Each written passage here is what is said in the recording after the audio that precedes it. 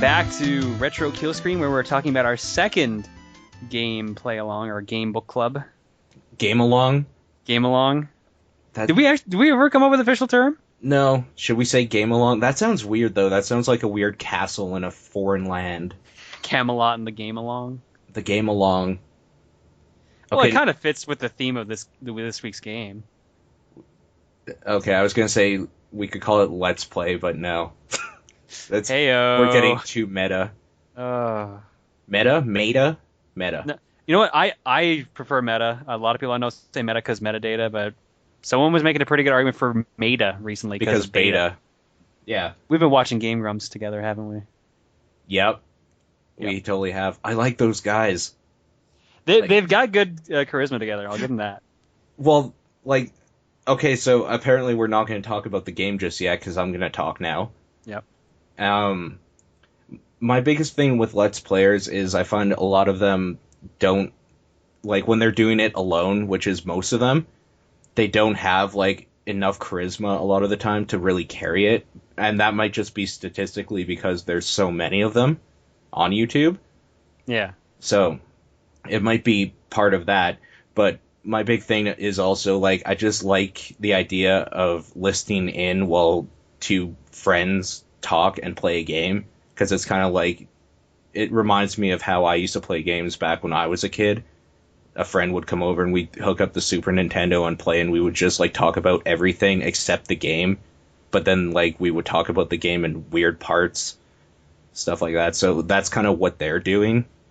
And I really like that, and it's actually made me want to seek out more Let's Players that do stuff like that. But it's a little daunting of a task to try to go through the sea of garbage. Oh yeah, no, there's so many Let's Players out there now at this point.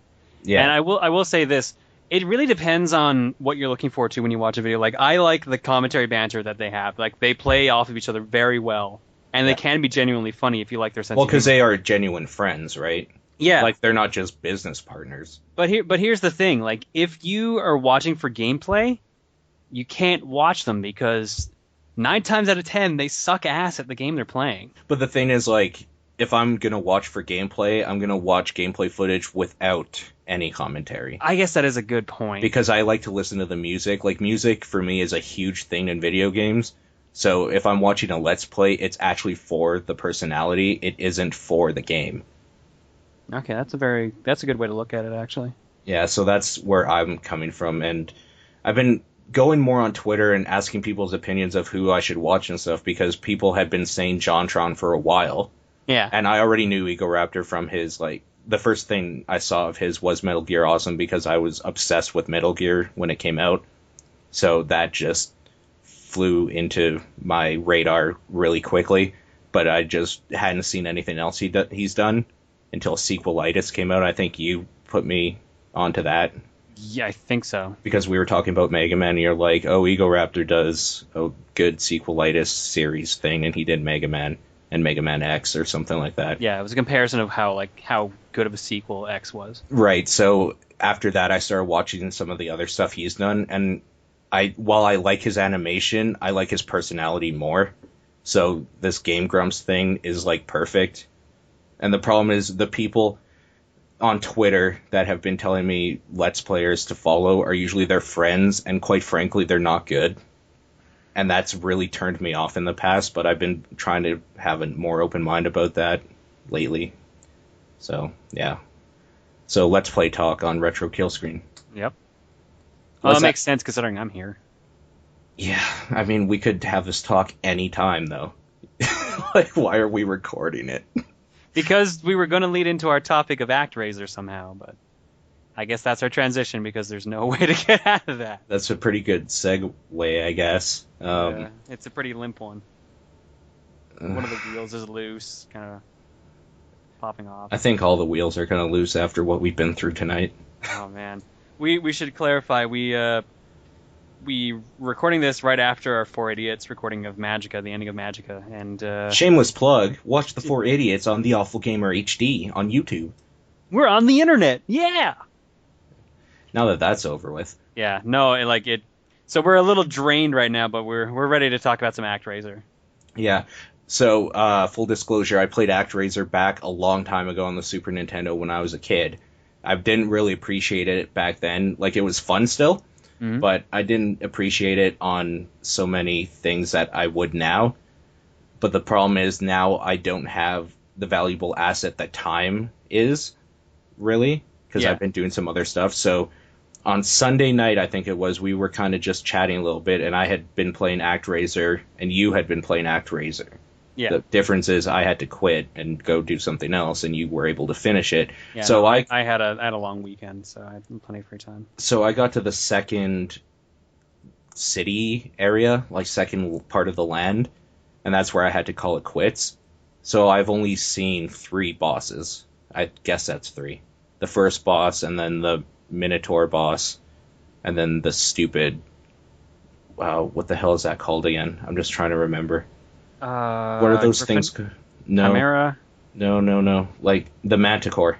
Yeah, that's the name of Manticore. The Manticore boss, yeah. Which is a pain in my ass, but I Oh, guess we'll get to that that. that was a pretty irritating boss.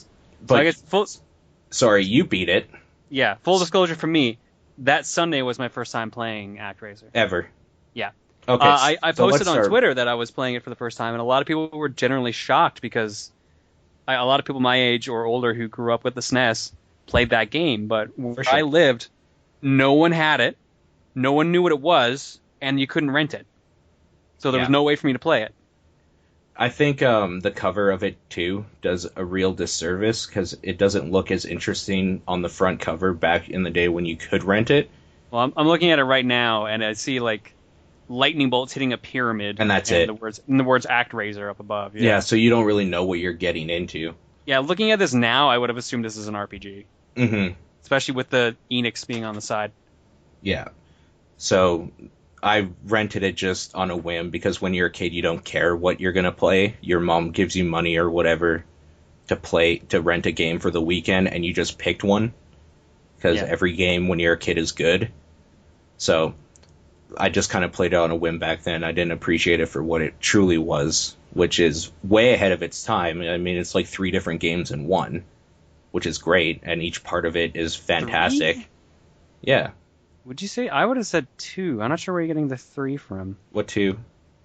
The simulation part and the action part. Yeah, like platformy, Oh, okay. kind of like a That's what you mean. platformer. Okay, I see what you If mean. you want to get specific, because it has the action part where it has like an RPG element kind of to it too. I don't know. It has a bunch of different mechanics from different genres mixed into one thing, and each mechanic they chose works really well together to form this cohesive unit where you're literally playing God. But I guess we should start. This is your first time playing it. You played more of it, so you'll be taking the helm more so than I will be. I'll just be color commentary, I guess. All right, fair enough. I'm trying to think how to describe this now. It's a weird mishmash of game types. It starts off with an action game, Mhm. so your standard platforming hack and slash.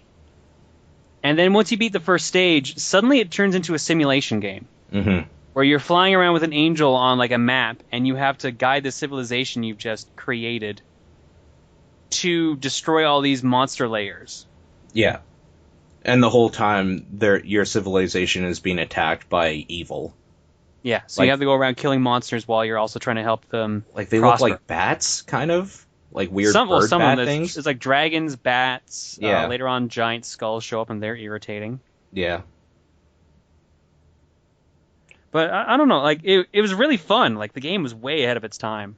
One thing I found annoying about doing the whole civilization part is when you have to do miracles or whatever when you're controlling the lightning or the rain and stuff like that. Mhm. I wish there was an option to make the text either not keep going, like confirming what you have to do. Mhm. Because there were times where like something would be on fire in two different spots and I had to destroy a whole bunch of trees and I would just constantly be hitting the button and waiting for the text. So I wish they had a way to streamline Best that thing a to do little was bit. up the text speed. I had the text speed at like 1 or 0, and it went by like. I had it at the default and it was like 4 or something. So that was, yeah. After a while I found that, but that was kind of gross for a while there.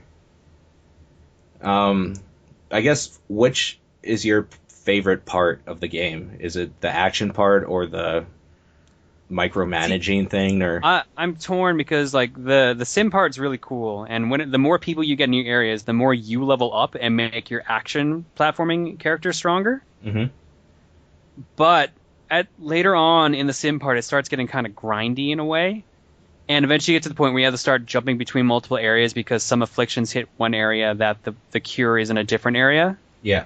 Like at one point, a bunch of people get sick, and you have to fly to another area, get them up to a point where they start producing herbs, and then go back and help fill out that area. Oh, okay. I don't remember that at all. Yeah, that would have been the third town that they get sick after you've cleared both bosses. Right. I don't remember the town names. I guess Fillmore is the Well, first one. the town names are so weird because it's like Fillmore, Blood, Bloodpool, Blood Pool. Yeah. and there's one that's Cassandra, but it's spelled like Cassandora, and it starts with like a K. Like Cassandora or something. Yeah, something. It's like that, but Yeah. I'm pretty sure it does phonetically pronounce Cassandra. Oh, weird. Okay. But no, it was just all over the place. Like I don't know, I like both equally, but I think I leaned more towards the action half, Mhm. which in a way works out because once you beat the game, you unlock professional mode, which is just the action stages. Okay. See, that's what I'm more interested in playing personally. So the way the action stages work normally in the game is that your health meter will depend entirely on how leveled up you are. Yeah. So how many people are in your population in that. Yeah. Uh, when you do the action stages, you also can get magic spells that are gifted to you from your civilians. Yeah. However, when you do professional mode, you do not have that magic at all. Oh, weird. Okay. You only have your sword. What about like and the arrow and stuff like that? Just what do, none you, of. what do you mean the arrow? You know how you can like equip the arrow and stuff like that with your magic? No, Do you have any idea what I'm talking about? no. I Oh, think you might be thinking of ActRaiser 2 really? Hmm. because the only thing I had was magic spells and the sword. Unless there's a whole entire move I was not aware of. I'm pretty sure there is. I'm pretty sure like you can equip a side thing and a magic spell No, I think you might be thinking. of two. I think you might be thinking ActRaiser 2. All right, this is something I could probably look up, maybe. But yeah. Anyway, sorry. Yeah, that's okay. But yeah, like you don't get your magic spells, and your lives don't recharge. So you start with 5 lives, and you have to get through the entire game, all the action stages, with that set of lives, Hmm. and any you pick up along the way. In the main game itself, when you start each area with 3 lives, and when you die, you get you just get sent back to the beginning. You start over with 3 lives again, and no matter how many lives you end a section with, you always start the next action section with 3 lives. That's in the normal game. Right. But in the professional mode, you have 5 lives. That's it. Okay. So it's a lot more interesting if you like the action stages. Apparently, also any enemy you would normally kill in one sword slash now takes 2. Hmm. Weird. Okay. See, But that seems fun to me though. yeah, no, it is fun though. I enjoyed it. I only tried it once. I'm debating going back and just trying to plow through it so I can just mark the game off as fully completed on my backlog. Your backloggery. I'm putting dents in that thing, man. Trying. Trying to slowly. Yeah. Well, this gives you an excuse to go back and play some of those games. I guess. Exactly. Which is why I picked ActRaiser because I was like, oh man, I've been wanting to play that for a while. Yeah. Overall, I really like the tone of the game, though. The ending is a little preachy. I don't remember the ending. Like, should we say? No, I think people should experience it for themselves. Okay, so off the mic, you can tell me then. Yeah, sure. Like, Okay. and remind me, I also have to show you that Castlevania 3 music thing because I forgot to do that last episode. Yeah, I was gonna put that in at the end instead of like the music I usually use, Oh, okay. but I didn't. I don't know why. Aw. Laziness, kind of. Like, it's just so much easier to just have the layout and then throw our audio in and tweak it as I need to. So, I mean, laziness. Let's just be completely honest with ourselves here. Because if it wasn't for laziness, there'd be a whole different format to what we're doing right now. But I should probably. Would it shouldn't. be as fun? For me? No. It would be fun for me if there was a way this was monetized and I could quit my job just doing what I'm doing. Because then it would be all day thing. But like coming home after 8 hours and then working on that while I have other stuff on the back burner. Well, I mean, you know what it's like. Yeah, no, exactly. Because, like, should we I talk have about your so much- schedule? Oh, don't even. My schedule's fun. See, the thing is, like, I used to be with everyone else and kind of make fun of you on it because it's kind of ridiculous. Yeah. But I totally understand it now. Because after working all day and then having to come home, edit audio, like 3 different audio things, then look into writing up stuff. Yeah. The last thing I want to do is make a video at the same time. You have to be in the right mindset, and it when you're working like a crazy amount of hours, it's hard to get in that mindset. Well, it's disgusting. There's no way you can do it. Yeah. Yeah. I'm driving myself crazy with what I'm doing right now, but I don't know how you're doing it, man. Like I'm glad you got a bunch of people helping out on Pixel Response now, at least. it's not enough. It's never enough. Open casting call for Pixel Response responders. Hey, can you edit video? You want a job for no money? Yeah. I mean, wait. Wait, no. Oh. Oh.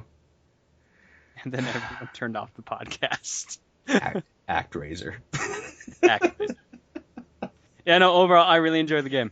Like I said, I'm probably going to go back and try to play it through professional mode and see how it goes then.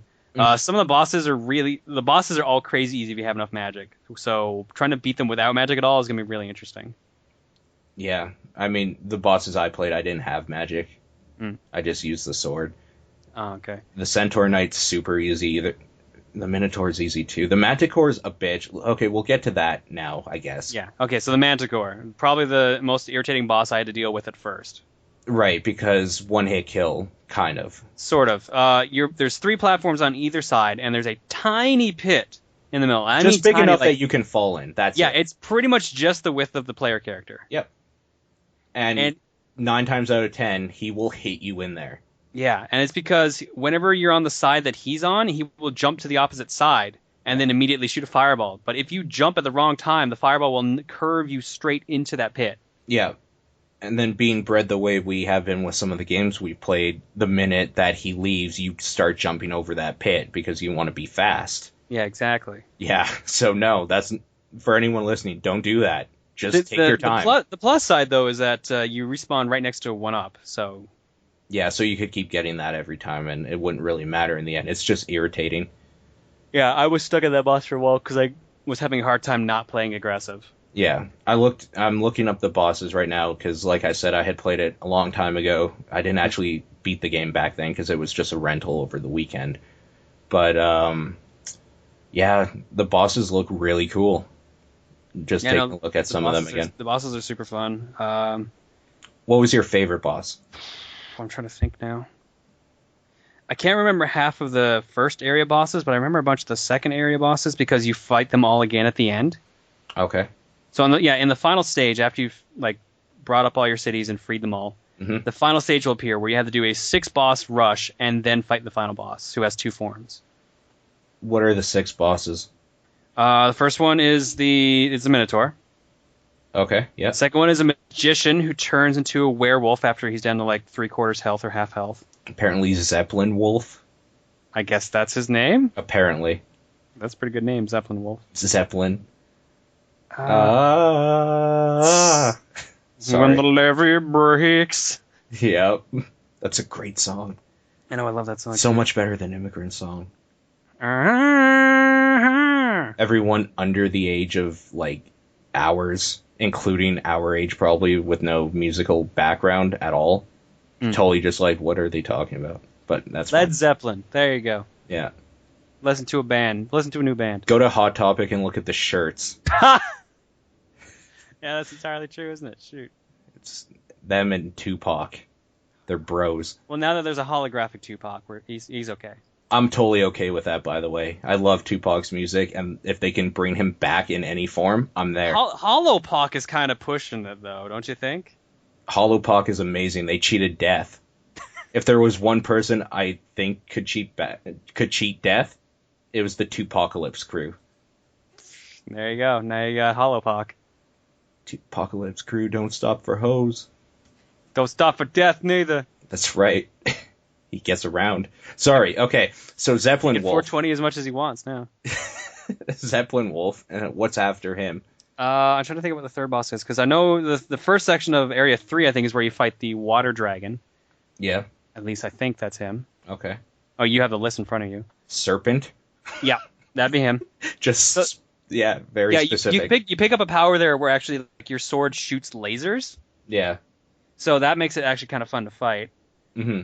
And I'm trying to think if that's like the demon wheel is what you fight in the second area or not. Apparently just called Fire Wheel. Yeah, okay, that would Very be generic name. It's literally a wheel that bounces back and forth and shoots fire at you. Yeah. Fourth area, that's not the volcano. Or maybe it is. That would be... I don't remember. Tentacle guy.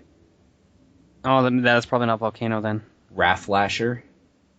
Okay, I remember that. There's like a plant or something you have to like jump at the head, and like these got tentacles moving around in the water that are trying to grab you. Yeah. And I cannot remember what the main boss of that area was. Was it the Ganesh-looking thing? Oh, the multi-armed wizard. Okay. Apparently called Kalia. Or Kalia. Oh, it kind of looks like Kali. Ah, gotcha. Oh, clever. Yeah, I know. Clever girl. So yeah, that one boss was kind of irritating. Like platforms would drop down, you had to go up and attack them that way, or just use magic. This Arctic Wyvern looks amazing. Tell me everything you know about him. The Arctic dragon? Yeah. It's pretty much what you think it is. It's a dragon that flies around on top of a frozen tree trying to kill you. Awesome. So it's every dragon in Skyrim. Got it. Yes. Okay. Does he spit ice at you? Yes, I believe. Okay. So it's like half the dragons in Skyrim then. Okay. Talking to the wrong guy. I've watched people play Skyrim, but I've never played. It's a really good game. It's too big. I wouldn't be able to play through it all. Same reason. I want to play like Fallout 3 in New Vegas, but I look at how long they take to beat, and I'm like, fuck, I'm gonna be at that for a long ass time if I do. Am I a bad person if I say I don't really like the Fallout games? No, not necessarily. By Fallout, I mean the new Fallout games. I loved the original ones. No, I think a lot of people would actually somewhat agree with you on that. Okay, because I have other opinions that nobody agrees with. Like, the Assassin's Creed games are garbage. Mm. You you know don't what? have to say anything. It's fine. I only played the first one, and I couldn't get in. I couldn't finish it, but a lot of people told me like the first one's the worst. So It is the worst. I have a write-up coming up, actually probably tonight, about all right, that. But I'm excited to read that. Nathan edited it, and he's just like, dude, this sounds just like a really angry rant. You have to elaborate more. So it's like, okay. So yeah, I'll have to edit that. Tanzra, last boss. Oh, the final boss. Okay, yeah. After you defeat the six bosses, you fight him. Mm-hmm. And he's got two forms. One's like a giant head that's like shooting lightning bolts at you. And like he'll disappear and reappear. You have to hit him when he's solid. And then he turns into like a kind of like the demon from Ninja Gaiden 1. Mm-hmm. Kind of turns into that and just starts like shooting fireballs and lasers and everything at you. And you just have to like rush attack him. Of course you would. His health meter is so Gaiden. big. Oh, sorry. It's one of my favorite games. That's what I do. And one we will never play and talk about here. I'm kind of disappointed in that because... I'm just kidding. I love that game. All right. I'll say that for a later episode because I don't want to be just like, oh, we're 5 episodes in. Let's do Ninja Gaiden. Everybody play along. Make sure you beat play it in along, one guys. sitting. Good luck. Yeah. Play along. What was I gonna say? Yeah, his health meter is so big that it actually goes off the screen, which is actually pretty funny. That's pretty good. But he's not that hard actually because you have the laser sword again and it does about 2 damage per swipe you hit with, so it goes fairly fast. Okay. What's his second form like? It looks kind of weird. No, that's the one I meant. Like the looks like the Ninja Gaiden demon. Oh, that's okay. Yeah, it teleports around and shoots like heat-seeking fireballs. And I don't have a picture of what the first form looks like then. It's pretty much just a floating head. Okay. Okay. Cool. Yeah, and then you beat the game, and then the angel who you play as during the sim sections gives you like a lecture on like everything that happened and what lessons to take away from it. So the And lesson is play it again. the lesson is you've unlocked professional mode. That's a good lesson. Mm. I wish there was a life lesson like that, where you just go to work, come home, and you unlock professional mode. I guess, yeah, there is. It's called college. I wouldn't call college professional mode. No, but once you leave it, you Oh, unlock professional mode. oh, yeah. Okay, no, that analogy makes a lot more sense. Yeah, Yeah, no, fully agree with you on that. yeah, because there was nothing professional about my college experience. Same here. Don't go to art school, kids. Don't Trust go to me. comp sci school either. Although if you know what you're doing, you might. You'll have a job after if you at least go to his. Yeah, it's a good point. So, yeah. It's very valid. So, ActRaiser, do you want to try to give it a rating or? I mean, I can try. From what I've played, out of 5 or 10, what do you want to do, 5 or 10? 10 gives us a little bit more leeway. Out of 10? Mm. For the time, I would probably say it would have been a solid 8 or 9. Mm. Now, there are some things I still had issues with. The controls felt kind of sluggish, and that might have been because I was using the Xbox controller. Now, here's the thing with the controls. Like, it's great when you're on the ground, Yeah. sort of. Like, ducking might be a little bit slow. Yeah. Attacking in midair is Yes. my issue with that game. And even lining up when you're playing the Angel to try to, like, save your villagers from things, I Yep. found it's maybe too precise. You have to get it for some of the fast-flying things. I never really had that big a... Well, I guess they moved around a bunch, which made it a bit irritating, but my main issue was, like, when you're on the platforming stages and you would try to swing in midair and you try to keep multiple swing, like, you would just hold your sword up like you're trying to swing, but you'd never do it. Yeah, that's really annoying, too. So, I don't know. I'd probably give it still a solid 7. You know what? I'm leaning towards 7 as well. Okay, yeah. Yeah, like it's got some small shortcomings to it. You can clear it. You clear it in a day. I cleared it in a day, but it took a long session, and I looked up some extra stuff by the end of it. Yeah, like secrets or something? Yeah, because apparently you can find more lives to start the beginning of the world with, Mm-hmm. but you had to do like really specific things. And a couple of them I couldn't even do because I couldn't get one of the parts to activate. Really? One of the towns you go to has like an eagle pattern in the top left, Mm-hmm. and eventually someone goes up there and finds a tablet that's there. Yeah. I could never get it to work. Like the city maximized its population, and I could just never get them to go up there and actually find the thing. So I have a better question for you, actually. All right. Instead of ratings, because ratings are kind of throwaway, they're just Yeah, a fair number.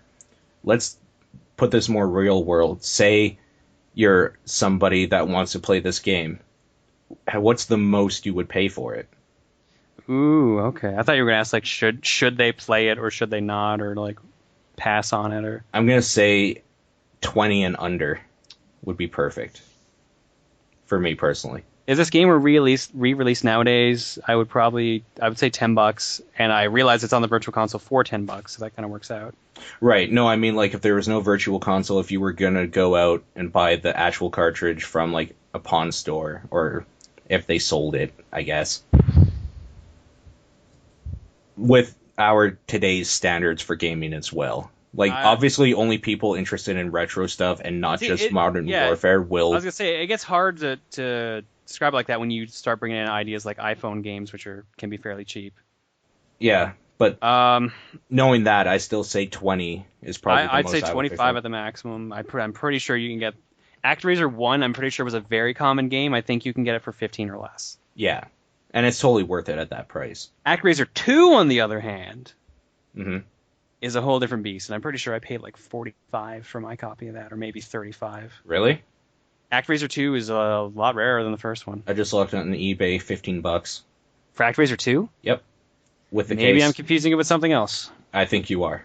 God, I hope so. Because there's a bunch of them for $15. Oh, man. Don't mind me, then.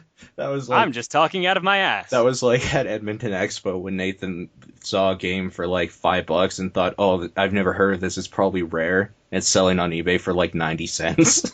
And he's like, oh, okay, so I paid 500% too much. So, yeah. You're totally right. $15, not that much. Yeah. So you might be thinking of something different. I have to be. Yeah. Oh, I know what it was. I picked up Lost Vikings along with it. Oh. That's probably why I got the two confused. Okay. So that's one game we will be talking about eventually. You actually want to talk about Lost Vikings? I've never actually finished it. Of course I do. I love that game. So yeah, I'd actually be curious about it. Okay. Yeah, I'm seeing a complete copy of Lost Vikings for $60. Copy by itself for 15. Wow. And then 20. You're just digging yourself into a hole I now. know. I'm just looking at this. I'm like, fuck. Also, I may be ordering that later tonight. I don't.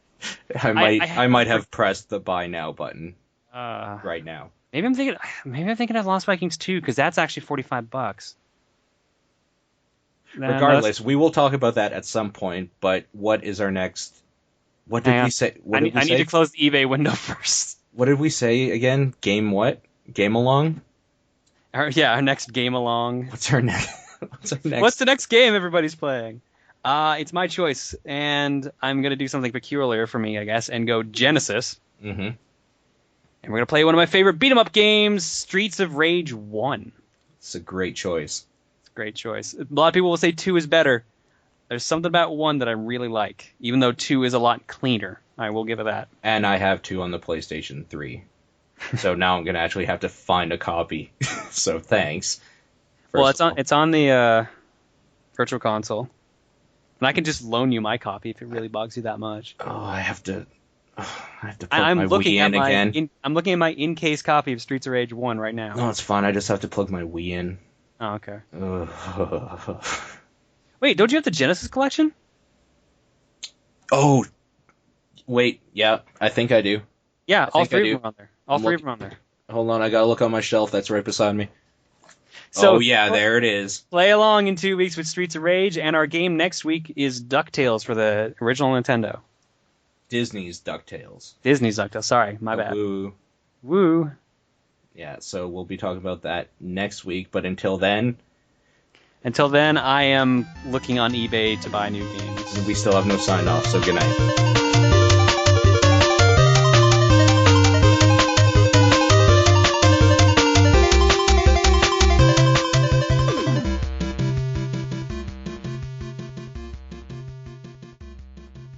Why am I on eBay again?